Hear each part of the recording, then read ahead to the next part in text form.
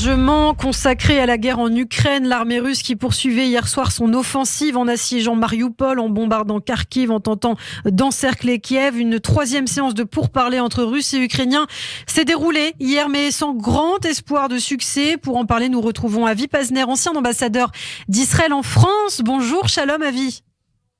Bonjour Elana, bonjour à vous. Merci beaucoup d'avoir accepté cette invitation ce matin. Alors, les tractations politiques se poursuivent sur le dossier ukrainien. Au chapitre diplomatique, il y a eu beaucoup de rencontres. Toutes les parties sont impliquées, la France, les États-Unis, Israël. Justement, les efforts de médiation du Premier ministre Naftali Bennett se poursuivent. Après s'être rendu samedi à Moscou puis à Berlin, le Premier ministre israélien continue à s'investir pour parvenir visiblement à un cessez-le-feu. Pourquoi, selon vous, Israël semble si investi dans ces efforts de médiation? Eh bien, Lana, parce qu'Israël est dans une position privilégiée, que nous avons de bonnes relations avec premièrement, les belligérants, mais aussi notre grand allié et ami, les États-Unis, nous a encouragés à entrer dans le jeu dès que Zelensky a téléphoné à Naftali Bennett, lui a demandé s'il était prêt à s'engager dans une médiation. Naftali Bennett a téléphoné à Poutine. Poutine lui a dit « Viens à Moscou, on va en parler ». Évidemment, nous avons informé Biden, le président américain, qui nous a donné sa bénédiction de route. Et voilà Israël engagé dans un effort de médiation internationale. Je dirais c'est bien pour la première fois, car vous savez, dans le passé, Israël était assez isolé, mais maintenant, nous avons des contacts dans le monde entier qui sont positifs, au Moyen-Orient aussi. Israël est devenu un facteur international de par le fait qu'on lui a demandé une médiation entre une grande puissance comme la Russie et un pays ami comme l'Ukraine. Et c'est une chose que nous faisons volontiers pour aider un processus de paix qui, nous l'espérons, va s'engager dans peu de temps.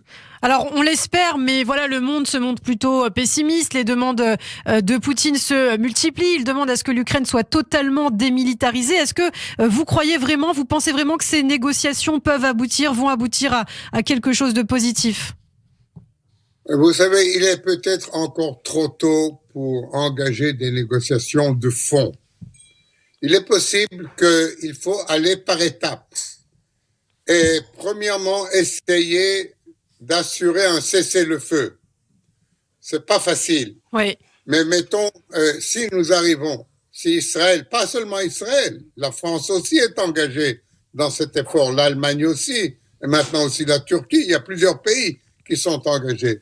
Si ces pays qui sont des médiateurs arrivent à imposer un cessez-le-feu aux partis, eh bien là, les négociations politiques pourront commencer et je vous assure que les demandes seront différentes alors. Parce que maintenant, nous sommes en pleine guerre, nous sommes en pleine campagne militaire, alors chacun déclare ses intentions optimales, tout ce qu'il voudrait obtenir en théorie. Ce n'est pas comme ça.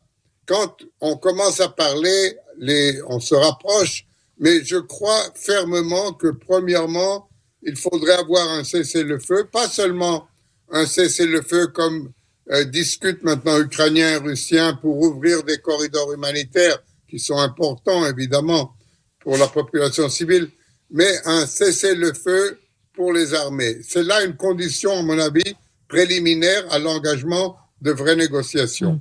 Alors, dans le même temps, on s'attend quand même à une alia massive en Ukraine. Énormément de réfugiés ukrainiens en ce moment. 10 000 Ukrainiens devraient faire leur alia dans les semaines à venir. C'est ce qu'a indiqué le gouvernement israélien. Quel sera le poids, véritablement, selon vous, symboliquement peut-être, de cette immigration ukrainienne en Israël? Qu'est-ce qu'elle représente? Bien, premièrement, il faut faire tous les efforts pour accueillir chaque juif qui veut utiliser son droit de retour à Israël pour l'accueillir avec tous les bénéfices dont jouissent les nouveaux Olim, avec toute l'aide du gouvernement et de l'agence juive dont doivent jouir tous les Olim. Vous avez parlé d'un nombre de 10 000. ici, il y a aussi ceux qui parlent d'un nombre plus important. Il y a ceux qui disent, écoutez, il y a 200 000 juifs en Ukraine. Peut-être que la moitié voudra s'établir en Israël. On ne sait pas du tout les chiffres, mais on s'attend à une grande aléa. Mais vous savez que dans les années 90, nous avons accueilli plus d'1 million d'olim russes en 2-3 ans. Et nous n'avions pas encore alors, l'État d'Israël n'avait pas encore les moyens financiers qu'il a aujourd'hui. Alors je n'ai aucun doute, que si bien 10 000, 20 000 ou 30 000 olim ukrainiens, nous saurons les accueillir comme il faut, les intégrer, leur trouver du travail, leur enseigner l'hébreu, comme nous l'avons fait pour toutes les aliyahs. Nous sommes prêts et c'est pour cela qu'Israël a été créé. Une des raisons pour laquelle Israël a été créé, c'est que les Juifs du monde entier peuvent trouver refuge dans des temps difficiles chez nous et nous ferons tout notre possible pour les aider. Bien sûr, Israël a un refuge. Alors, autre dossier d'actualité, on va mettre de côté l'Ukraine un moment. Pendant ce temps, le chef de l'opposition, Benyamin Netanyahou, on l'entend beaucoup en ce moment. Il a fustigé hier le gouvernement pour son silence, dit-il, face aux négociations sur le nucléaire iranien qui serait sur le point d'aboutir à Vienne. Dans le gouvernement Bennett-Gantz-Lapid, il n'y a que de la faiblesse. C'est ce qu'a affirmé Benyamin Netanyahou. Qu'est-ce que vous pensez de ces déclarations ? Moi, je ne veux pas entrer dans des combats politiques intérieurs en Israël. Vous pensez que c'est un combat politique intérieur ? Vous pensez que c'est ça ? Oui. Parce que je sais que le gouvernement est extrêmement actif sur le dossier du nucléaire iranien. Hier encore, Lapid est allé en Lituanie pour rencontrer le secrétaire d'État Blinken pour parler justement de ce qui va se passer si cet accord qui est mauvais est signé. Israël veut garder sa pleine liberté d'action en cas de la signature d'un accord avec l'Iran. Nous voulons aussi savoir qu'est-ce que les États-Unis sont prêts à faire pour garantir la sécurité d'Israël dans ce cas-là. Tout le monde est extrêmement actif. Le gouvernement précédent était actif. Ce gouvernement est actif. C'est une question essentielle pour Israël, personne ne l'ignore, malgré le fait que nous avons d'autres problèmes comme l'Ukraine, comme des problèmes économiques maintenant à cause de ce qui se passe dans le monde entier. Le problème numéro un, reste le fait qu'il y a un mauvais accord qui va être signé avec l'Iran, un accord qui va permettre à l'Iran d'enrichir dans 2 ans et demi l'uranium à un degré tel qu'il sera capable de produire une arme atomique et nous voulons avoir des garanties. Qu'est-ce qui se passe si ça arrive? Est-ce qu'Israël a liberté d'action? Est-ce que l'Amérique est prête à renforcer les défenses d'Israël? Oui. Etc., etc., etc. Alors, dans l'actualité diplomatique aussi, Avi Pazner, on parle de ce voyage du président Yitzhak Herzog. Alors, c'est vrai que l'Ukraine a totalement occulté les autres dossiers géopolitiques internationaux. Ce voyage du président Herzog en Turquie, il arrivera demain avec son épouse à Ankara pour une visite d'État de 2 jours à l'invitation du président Erdogan. Alors, on a l'impression que les relations entre Israël et la Turquie sont en train vraiment de se réchauffer durablement. Est-ce que c'est ce que vous pensez et quel est le but, selon vous, de ce voyage d'Yitzhak Herzog? Vous avez raison, les relations sont en train de se réchauffer. Ce qu'il y a d'étonnant, c'est que ça vient d'une initiative d'Erdogan. C'est lui qui a pris l'initiative. Cela démontre encore une fois, comme je vous l'ai dit tout à l'heure, le standing international d'Israël ou le standing régional, mettons, dans ce cas-là d'Israël. C'est pas seulement qu'on appelle Bennett à une médiation, mais aussi Erdogan a fait une cour assidue à Israël pour que le président Herzog vienne en Turquie pour essayer de normaliser les relations entre les deux pays qui ont été affectées, je vous le rappelle, par la politique même d'Erdogan, qui avait donné tout son appui aux Palestiniens, tout spécialement au Hamas. Et nous avons eu des hauts et des bas avec Erdogan, plus de bas que de hauts. Oui.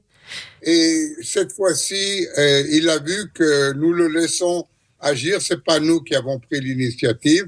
Donc, nous sommes prêts à une amélioration des relations, mais ça doit être aussi garanti que c'est pas pour quelques mois ou pour un an ou deux, que c'est vraiment sur des bases solide maintenant. Oui, c'est vrai qu'on a du mal à comprendre Erdogan. Il y a très peu de temps, en mai dernier, le président turc, qui s'est érigé en défenseur des Arabes de Gaza, avait critiqué Jérusalem pour ses frappes dans la bande de Gaza, avait dénoncé Israël comme étant des meurtriers, des génocidaires notamment, avait vivement critiqué Benyamin Netanyahou. On a un petit peu l'impression que la Turquie, là, peut-être fait preuve d'opportunisme, ne croit pas vraiment à cette amitié avec Israël.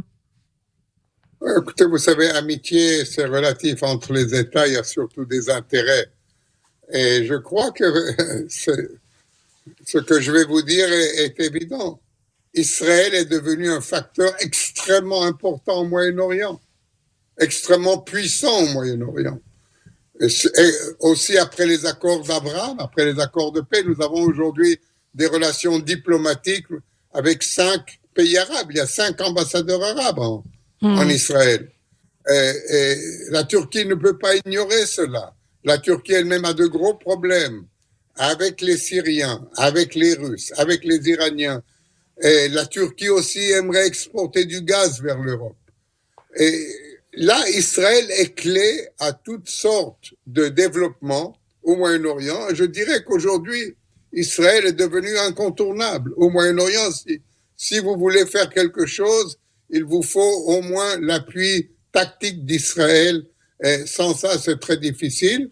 Et je crois qu'Erdogan s'en est rendu compte. Maintenant, encore une fois, je vous l'ai dit, il y a eu des hauts et des bas. Oui. Personne ne nous garantit qu'il n'y aura plus de bas. Mais enfin, on peut toujours essayer. On ne risque absolument rien en essayant. Bien sûr. Merci beaucoup, Avi Pazner, ancien ambassadeur d'Israël en France. Merci beaucoup pour cette analyse, pour toutes ces précisions. Et j'ajoute qu'on vous retrouve le dimanche matin dans le Morning au micro de Laurence Kahn. Tous les dimanches, on vous retrouve sur Radio J, Avi Pazner. Merci beaucoup.